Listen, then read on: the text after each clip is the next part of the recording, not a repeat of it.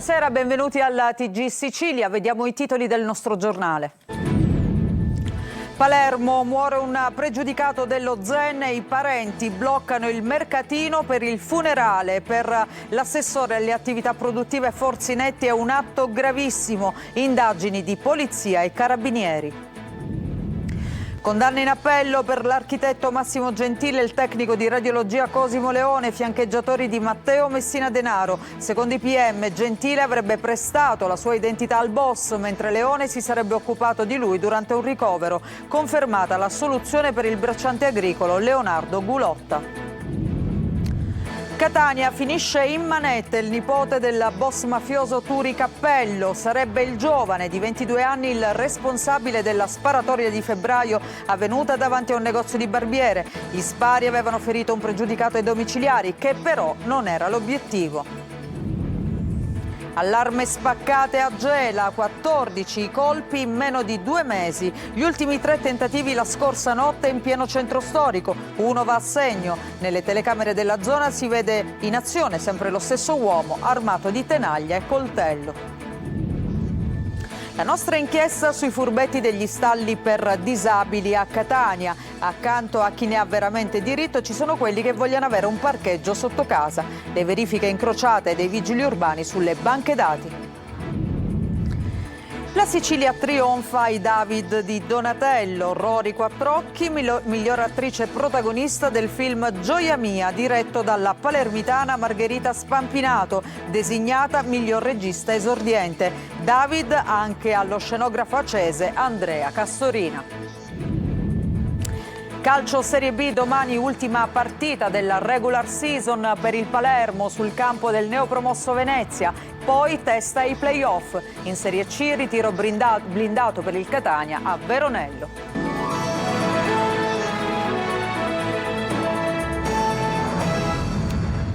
Ancora ben trovati in apertura, andiamo a Palermo dove muore un pregiudicato dello Zen e i parenti bloccano il mercatino per il funerale. Un atto gravissimo, denuncia l'assessore alle attività produttive del comune Giuliano Forzinetti. Sentiamo Marco Gulla.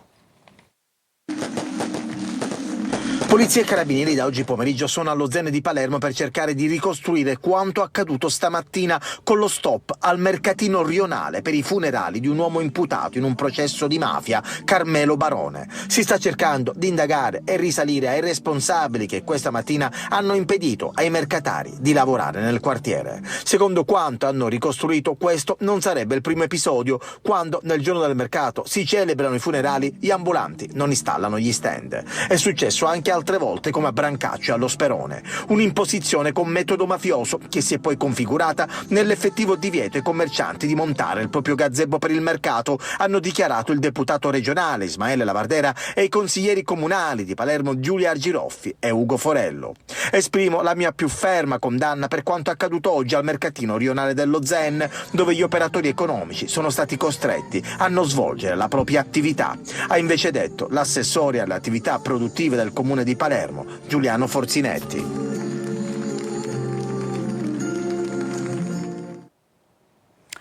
Condannati in appello l'architetto Massimo Gentile e il tecnico di radiologia Cosimo Leone, ritenuti favoreggiatori del boss Matteo Messina Denaro. Lieve riduzione di pena per Leone, confermata invece la soluzione per il bracciante agricolo Leonardo Gulotta. Sentiamo Laura Spanò. Per 2 dei favoreggiatori del boss Matteo Messina Denaro arriva dalla Corte d'Appello di Palermo la conferma del verdetto di primo grado, lieve riduzione di pena per l'architetto Massimo Gentile, 8 anni e 6 mesi in primo grado, era stato condannato a 10 anni. Condannato a 8 anni il tecnico radiologo Cosimo Leone, accusato di concorso esterno in un'associazione mafiosa, per lui confermata la pena avuta in primo grado. Entrambi furono arrestati nell'ambito delle indagini della DIA di Palermo che stava dietro la rete di complici che ha coperto la latitanza trentennale di Matteo Messina Denaro. Secondo i PM Gianluca De Leo e Piero Padova, l'architetto Gentile avrebbe prestato la sua identità al boss ricercato, consentendogli di acquistare una macchina e una moto, mentre Leone si sarebbe occupato di Messina Denaro, ormai malato di cancro, durante il ricovero presso l'ospedale a Belaiello di Mazara del Vallo, quando all'inizio di novembre del 2020 fu sottoposto a un primo intervento chirurgico. Assoluzione confermata invece per il bracciante agricolo Leonardo Gulotta, accusato di avere dato il suo numero di telefono a Messina Denaro. A Catania invece è stato arrestato il nipote 22enne del boss mafioso Turi Cappello. Ci sarebbe lui dietro la sparatoria che è avvenuta a febbraio davanti a una barberia. Gli spari avevano ferito un pregiudicato ai domiciliari, ma non era lui l'obiettivo. Sentiamo Desiree Ferlito. Si cambia completamente look dopo la sparatoria, convinto forse di sfuggire alle telecamere e agli investigatori. Ma proprio quel dettaglio, insieme a intercettazioni e alle immagini di videosorveglianza, avrebbe contribuito a incastrare Rosario Litteri, 22 anni, nipote dello storico boss Salvatore Cappello. Per la polizia è lui ad aver sparato in pieno giorno davanti a una barberia a San Cristoforo ad un uomo, ferendolo alla gamba, ma sbagliando bersaglio. L'uomo colpito non era il vero obiettivo. Litteri avrebbe voluto colpire un'altra persona che frequentava la barberia. A distanza di mesi la squadra mobile di Catania chiude il cerchio attorno al giovane, arrestato dalla Polizia di Stato. Le accuse contestate sono porto illegale, detenzione di arma in luogo pubblico e lesioni personali aggravate. L'episodio risale al 10 febbraio scorso, davanti un salone da barba del quartiere San Cristoforo, dove un uomo è stato raggiunto da un colpo d'arma da fuoco alla gamba sinistra.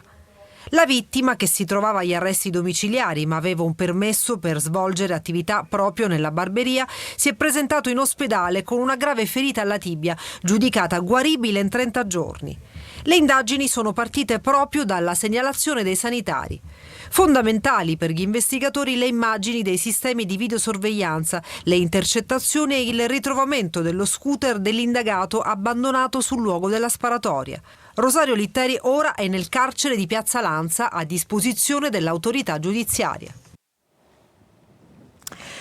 Maggiori controlli sulle concessioni demaniali marittime da affidare alla Guardia Costiera per evitare nuovi casi di mondello. È stata la proposta avanzata alla Commissione parlamentare antimafia dall'assessore regionale al territorio e ambiente Giusi Savarino. L'esponente di Fratelli d'Italia ha depositato tutto l'incartamento sul caso mondello e raccontato le scelte della regione, precisando che l'amministrazione non intende tornare ad assegnare alla italo-belga la spiaggia.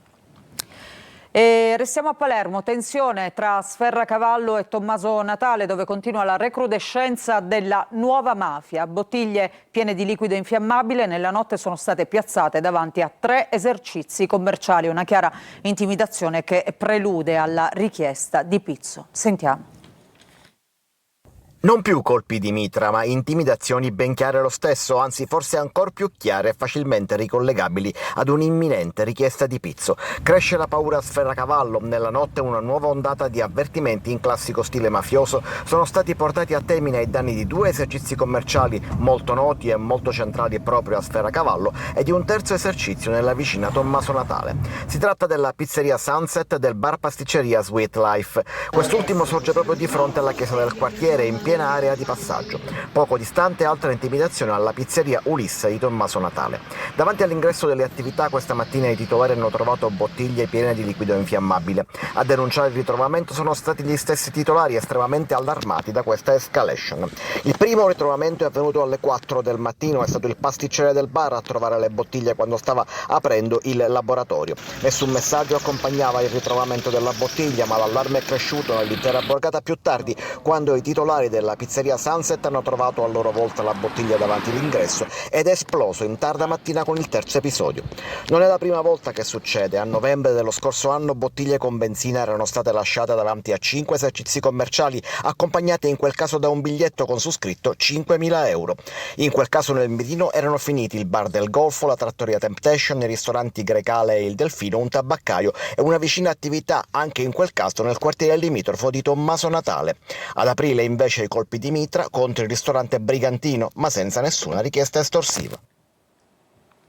Il GIP di Palermo, Carmen Salustro, non ha convalidato il fermo ma ha disposto la custodia cautelare in carcere per Salvatore Gioè, di 21 anni, indagato assieme a Giovanni Gioè e Rosario Sposito per il tentato omicidio di Dario Dignoti, avvenuto in via Montalbo a Palermo lo scorso 30 aprile. Per l'aggressione si cerca un quarto giovane che era su uno dei 2 ciclomotori che sarebbero stati utilizzati dal comando per raggiungere il luogo dell'agguato. Ancora raid nel cuore di Gela, nel giro di pochi minuti 3 tentativi di spaccata in pieno centro storico, uno è andato a segno. Sempre lo stesso uomo, ripreso dalle telecamere di videosorveglianza mentre agisce armato di tenaglia e coltello, e cresce la tensione tra i commercianti perché questi episodi sono arrivati a 14 in soli 2 mesi. Gerry Italia. Immagini di videosorveglianza, vetri infranti, sangue lasciato sulle maniglie e sui frammenti delle vetrate e ancora una notte di paura nel centro storico di Gela, dove i commercianti ormai parlano apertamente di emergenza sicurezza. Il protagonista dell'ennesima spaccata sarebbe lo stesso soggetto, volto coperto da un berrettino da baseball, una tenaglia in mano e un coltello. Il raid comincia con un primo tentativo di intrusione dal retro di un pub-ristorante del centro storico, il Bite. L'uomo prova a forzare il magazzino, ma non riesce ad entrare. Pochi minuti dopo si sposta verso una pizzeria distante appena qualche decina di metri. Le telecamere lo riprendono mentre colpisce violentemente la vetrata d'ingresso nel tentativo di sfondarla. Durante l'azione si ferisce, perde sangue sulla maniglia e sul vetro. L'arrivo di alcune auto lo costringe a fuggire. Ma il raid non finisce lì. Dopo pochi minuti il malvivente ritorna al Bite. Questa volta riesce a sfondare il vetro principale. Entra nel locale e porta via il cassetto della cassa con poche centinaia di euro. Poi sparisce nei vicoli vicini. Il registratore di cassa viene ritrovato poco dopo dai carabinieri in un cortile della zona. Anche qui ci sono tracce ematiche che potrebbero aiutare gli investigatori a identificare il responsabile. Per i commercianti è ormai una situazione insostenibile. Questo sarebbe il 14° episodio in poco più di 2 mesi, il quinto nelle ultime 72 ore. Praticamente la notte possono fare quello che vogliono. Non è un segnale bello, nel senso, ci servirebbe una risposta seria dall'istituzione, da noi, da commercianti, facciamo qualcosa di serio, perché stiamo creando un allarme sociale, stiamo ripiombando in periodi bui. Gela la vogliamo fare crescere, questi messaggi non aiutano. I carabinieri stanno analizzando le immagini delle telecamere e le tracce di sangue lasciate dal responsabile durante i raid, ma nel centro storico, dopo l'ennesima spaccata, la paura ormai lascia spazio all'esasperazione. Notte di paura a Racalmuto, nell'Agrigentino, per l'assalto a una gioielleria di Corso Garibaldi. Una banda che ha usato un escavatore ha sfondato l'ingresso blindato del negozio dopo aver transennato alcune vie per simulare dei lavori in corso. Un colpo fulmineo, portati via gioielli e preziosi, intatta la cassaforte e ingenti i danni. Ci sono le indagini dei carabinieri di cui ci parla Davide Sardo. Assalto nella notte a una gioielleria di Corso Garibaldi a Racalmuto nell'Agrigentino. Una banda di malviventi ha utilizzato un escavatore per sfondare l'ingresso blindato dell'attività commerciale e riuscire a entrare nei locali. Un'azione violenta e fulminea che ha svegliato i residenti della zona. Secondo una prima ricostruzione, i rapinatori avrebbero anche transennato alcune vie di accesso alla gioielleria per fare credere che fossero in corso dei lavori, riuscendo così ad agire senza destare sospetti. Dopo aver abbattuto Saracinesca ingresso è scattato l'allarme. I malviventi hanno arraffato gioielli e preziosi, lasciando però intatta la cassaforte. Ingenti i danni provocati alla struttura durante il colpo. Sul posto sono intervenuti i carabinieri che hanno avviato le indagini e stanno visionando le telecamere della zona per risalire ai responsabili. Il comando sarebbe poi fuggito subito dopo il raid. Cresce intanto la preoccupazione tra commercianti e cittadini per l'aumento di furti e assalti con modalità sempre più aggressive. E adesso cambiamo argomento. Dopo l'approvazione del Senato passa anche alla Camera e diventa legge il decreto sui commissari straordinari e sulle grandi opere strategiche, tra cui il ponte sullo Stretto. Rimodulati anche i fondi destinati alla grande opera. Francesco Triolo. È arrivato il via libera definitivo anche della Camera al decreto ponte. Il provvedimento è diventato legge con 160 voti favorevoli, 110 contrari e 7 astensioni. Al centro del testo già approvato al Senato nei giorni scorsi le nuove disposizioni sui commissari straordinari e sulle concessioni per accelerare la realizzazione delle opere strategiche. Il decreto rimodula anche i fondi destinati alla realizzazione del ponte, spostando 2,7 miliardi di euro dal periodo 2026-2029 a quello 2030-2034. Le risorse complessive stanziate sono 14 miliardi e 400 milioni, come si evince dalla scheda di lettura. Duro il confronto politico in aula, le opposizioni hanno criticato soprattutto il ricorso ai commissari straordinari Per il deputato del Partito Democratico Marco Simiani non è possibile pensare che il paese sia sempre in emergenza, mentre sul ponte ha affermato come manchino atti che confermino la prosecuzione concreta dell'iter. Disegno opposto alla posizione della maggioranza, Fratelli d'Italia a difesa del decreto, parlando di uno strumento necessario per modernizzare le infrastrutture e sostenere occupazione e sviluppo. Soddisfatto il Ministero delle Infrastrutture e dei Trasporti, che parla di svolta per le grandi opere italiane. Connessi eredi di una ricca povertà è il titolo della quinta edizione del meeting francescano del Mediterraneo, che si terrà dal 15 al 17 maggio prossimi a Catania, che vedrà la partecipazione di migliaia di giovani e di personalità provenienti da diversi paesi. L'evento, che celebra l'8° centenario del transito di San Francesco d'Assisi, è stato presentato presso il Salone dei Vescovi dell'Arcidiocesi di Catania. E noi sentiamo il commento sul meeting del Mediterraneo da parte dell'Arcivescovo di Catania, Renna.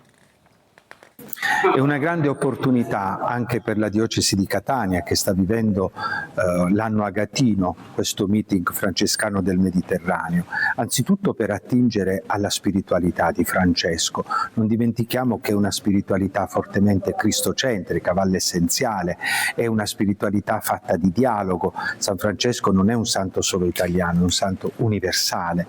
E poi è una grande opportunità per tutti noi per vivere la cittadinanza. Vivere la cittadinanza nell'ottica della pace significa essere uomini e donne di dialogo, uomini e donne che non si accontentano di patti o di compromessi, ma cercano la pienezza della pace, che è quella della riconciliazione tra gli uomini, è quella della riconciliazione tra le nazioni ed è quella della pace con il creato. E restiamo a Catania per una nostra inchiesta sui furbetti degli stalli per i disabili. Accanto a chi ha veramente diritto ci sono quelli che invece vogliono avere un parcheggio sotto casa. Sentiamo Lorena Dolci. Un esercito di disabili circola per le nostre strade, gira in auto e poi posteggia, preferibilmente sotto casa. A Catania sono 10.870 i contrassegni per invalidità rilasciati fino ad oggi, i cosiddetti CUDE. A Milano sono 20.000, a Roma si sfiora quota 100.000.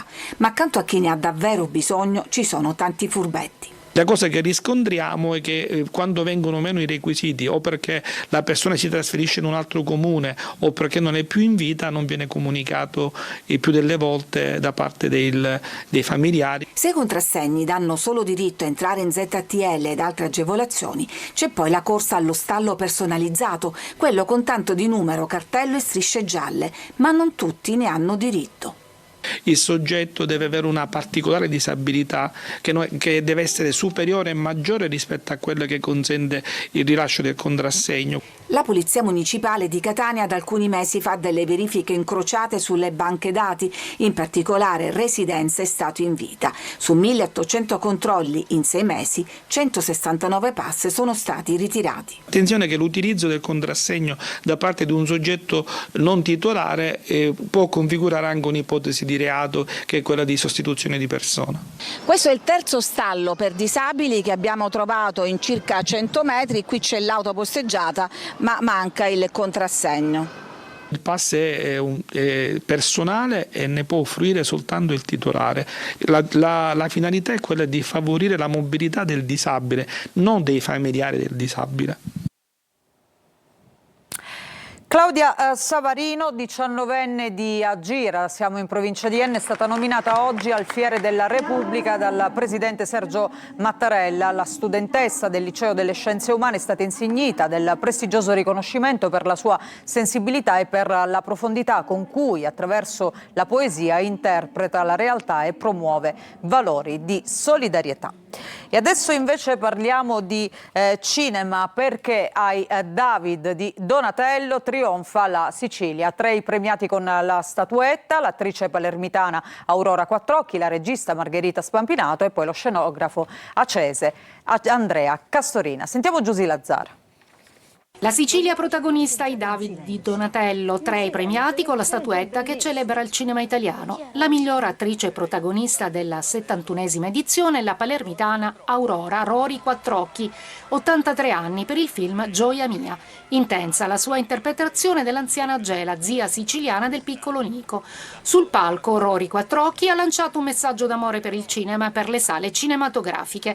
Poi per Palermo ha ricordato Quattrocchi: questo premio non è soltanto un riconoscimento personale, è il tributo a una scuola teatrale irripetibile fatta di artisti popolari e raffinati, di quartieri, dialetto e poesia.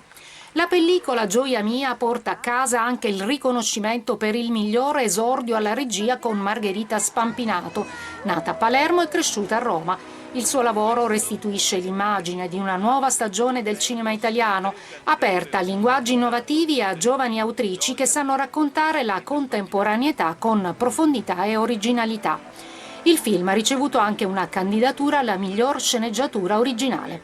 A salire sul palco lo scenografo di Acireale Andrea Castorina per il film Le città di pianura. Castorina ha detto: il ruolo del cinema deve essere quello di testimone, ma anche di denuncia sulle ingiustizie.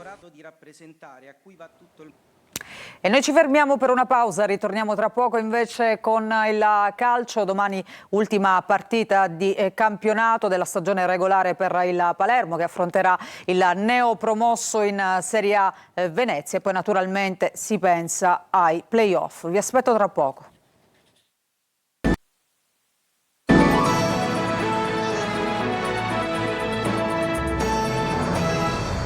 Bentrovati, seconda parte del nostro telegiornale, adesso il calcio. Partiamo dalla Serie B, vigilia di campionato per il Palermo che domani al Penso contro il Venezia, già promosso in Serie A, proverà a chiudere al meglio la regular season in attesa poi dei play-off. Ancora rotazione di uomini per Inzaghi, ma sentiamo Marco Gulla. Domani calerà il sipario sul campionato di Serie B, ma la stagione non potrà dirsi finita per le squadre impegnate nei play-off e nei play-out. Il Palermo giocherà l'ultima partita a Venezia in trasferta. I lagunari sono già certi della promozione in Serie A e vorranno festeggiare nel proprio stadio il ritorno nella massima serie. I rosanero però dovranno provare a vincere, sì, perché nel caso in cui il Monza dovesse perdere in casa contro l'Empoli, la formazione di Inzaghi raggiungerebbe quota 75, così come i brianzoli. La terza posizione, in virtù degli scontri diretti, sarebbe comunque dei lombardi, ma questo arrivo a pari punti cambierebbe le sorti di un'eventuale finale proprio con i biancorossi. Solo nel caso in cui le due squadre avessero terminato il campionato con lo stesso punteggio in classifica, parità di punti, la gara di ritorno prevederà anche i tempi supplementari ed eventualmente i calci di rigore qualora finisse in pareggio. Inzaghi domani proseguirà sulla strada delle rotazioni ragionate sulla scia di quanto fatto contro il Catanzaro. Le scelte definitive arriveranno nelle prossime ore, ma i nodi principali riguardano l'attacco. Poi Ampalo, finora sempre titolare, potrebbe rifiatare in vista dei play-off. Occhio anche ai diffidati. Magnani, Bani, Beresischi sono a rischio squalifica e un cartellino giallo costerebbe loro la semifinale d'andata. Noi dobbiamo cercare di finire bene, abbiamo dimostrato col Catanzaro che per noi ogni partita è importante e questa è fondamentale per preparare bene la partita di domenica prossima e soprattutto dobbiamo cercare di onorare il campionato fino alla fine. Mi piacerebbe chiudere a 75 punti, secondo me sarebbe un risultato molto importante per il campionato di Serie B, per cui andremo a fare, spero, una grande partita. È chiaro che per loro è un giorno di festa, ma noi dobbiamo cercare di fare una grande gara. E adesso la Serie C, a Veronello il Catania prosegue il lavoro di preparazione in vista dei play-off. Marco Carli. Tutto secondo programma, mettere i giocatori nelle condizioni di essere al meglio per i playoff, ovviamente magari con tempi diversi soprattutto per acciaccati e reduci da infortuni. Il Catania lavora a Veronello in un centro che, come detto anche da Toscano in conferenza stampa, ha tutti gli strumenti anche fisioterapici per garantire di operare al meglio in vista degli spareggi promozione. Monitorati attentamente gli assenti dell'ultima partita a Casasola, Corbari, Donnarumma, Miceli, Rolfini, più Lunetta, uscito anzitempo dal match di Caravaggio con l'Atalanta Under 23, oltre al miglioramento miglioramento della forma di Cicerelli e Forte, rientrati dopo i rispettivi infortuni. Quello più indietro, l'ha detto anche Toscano in conferenza, è Corbari dopo la lesione distrattiva della fascia plantare del piede sinistro. Per Rolfini si capirà ulteriormente la situazione negli ultimi giorni di ritiro e dopo il test di domenica, che potrebbe essere in famiglia. Ma in generale è l'intera settimana di Veronello che darà tutti i responsi che servono a Toscano, compresi i progressi di Casasola e Donnarumma, determinanti per il gioco degli etnei, che per i playoff vogliono prima di tutto confermare le proprie certezze, cioè quella solidità difensiva che è stata pietra miliare, soprattutto in casa. A proposito di playoff, sorteggiato oggi il primo turno della fase nazionale, con andata e ritorno il 10 e il 13 maggio. Ci sarà il derby Casertana-Salernitana, poi Casarano-Renate, Cittadella-Ravenna, Campobasso-Potenza e Pianese-Lecco. Ne uscirà anche la prossima avversaria del Catania, che si conoscerà nel sorteggio del 14. Intanto l'amichevole Catania-Inter Under 23 di oggi è finita 4-1 per i rossazzurri. Per il Catania gol di Ierardi, Cicerelli, Forte e Rolfini. Ci fermiamo con questa notizia, un'altra pausa, ritorniamo tra poco con gli ultimi aggiornamenti.